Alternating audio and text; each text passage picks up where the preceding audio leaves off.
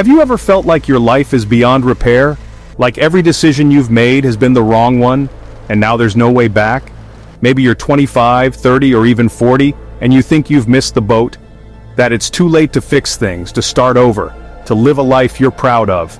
You might look at the world around you, at people who seem to have it all figured out, and wonder, what's wrong with me? But what if I told you, it's not too late? That your past doesn't define you, and no matter how broken you think your life is, you can rebuild it? This is a story about second chances, about hitting rock bottom and rising up. And if you're watching this right now, I want you to know, you're not alone, you are not out of time. Welcome to Wise Valley, your go-to place for self-development and life transformation. If you're ready to take back control of your life and create something meaningful, you're in the right place. Before we dive into the steps that can truly change your life, I'd like to ask you to hit that subscribe button. Here at Wise Valley, we're building a community of people who are dedicated to becoming their best selves, and you're invited to join us on this journey.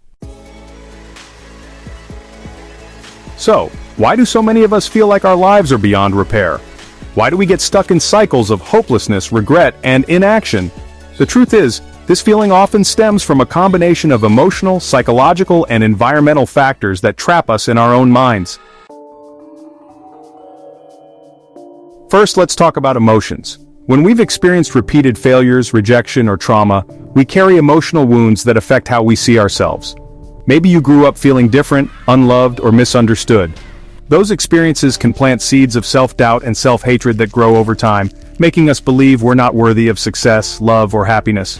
You start telling yourself stories, "I'm not good enough," "I'll always fail," or "it's too late for me." But here's the thing, those thoughts aren't facts. They're a product of your experiences, not your reality, and we'll talk about how to challenge them soon. Next, there's the mental loop of inaction. When you feel stuck for long enough, your brain becomes conditioned to stay there. It's like a bad habit, avoiding challenges, fearing failure, and staying in your comfort zone becomes your default state. You might spend hours escaping reality through video games, social media, or other distractions, convincing yourself you'll start tomorrow.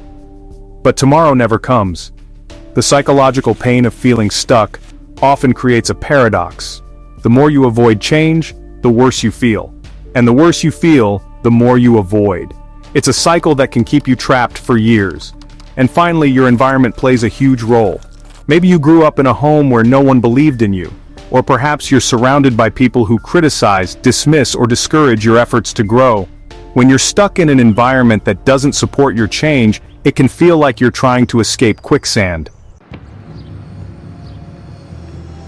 Now here's something most people don't realize, hitting rock bottom can be a gift. It's painful, yes, but it's also a starting point. Because when you feel like you've lost everything, you finally stop clinging to what's holding you back. You stop living for others' approval, and you start asking yourself, what do I want? The story I shared at the beginning is a real one. A 35-year-old man who spent his entire life lost, alone, and hating himself, decided to change everything. He left behind the familiar, the comfortable, and the toxic. He started learning, creating, and pursuing the things he'd always ignored: piano, art, game development, things he loved but never dared to pursue. He rebuilt himself piece by piece, and if he could do it, so can you. So, how do you go from rock bottom to a life worth living?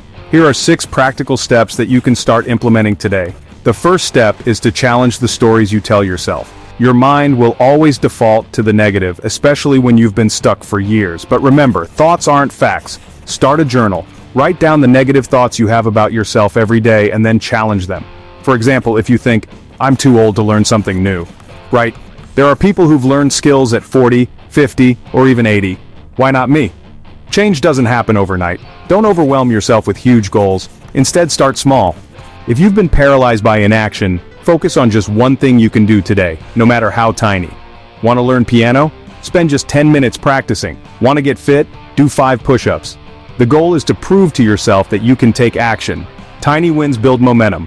Sometimes, the best way to change your life is to physically change your surroundings. This doesn't mean you have to move countries like our earlier story, though you could. Start by decluttering your space, cutting out toxic relationships, and surrounding yourself with things that inspire you. Clean your room. Seriously, a clean, organized space reflects a clear, focused mind. What did you love as a child before the world told you it didn't matter? Art, music, writing, games, whatever it is, allow yourself to pursue it again without guilt. These are the things that bring you joy and meaning. The man in our story rediscovered piano and game development, and it gave his life new purpose. Start small and let your passions grow naturally. One of the quickest ways to rebuild your confidence and your life is to develop a skill that makes you valuable. Learn something that challenges you and creates opportunities. Online courses like Udemy, Coursera, free resources, YouTube tutorials, books, practice daily, even for 20 minutes. Finally, remember, you don't need to have it all figured out. Focus on progress no matter how slow, celebrate small wins, and forgive yourself when you stumble. What matters is that you keep going. The truth is, your life isn't over. It doesn't matter if you're 20, 35, or 50, you can still start over, rebuild, and create a life that feels meaningful. But it starts with you. You have to take that first step. Don't wait for tomorrow. Don't wait for the right moment. Start today, even if it's just one small action. If this video resonated with you, let me know in the comments. What's one step you'll take today to rebuild your life? And don't forget to subscribe to Wise Valley for more content that helps you unlock your potential and take control of your future. Remember, it's never too late to fix your life. You are capable of more than you think. So take the first step and keep going.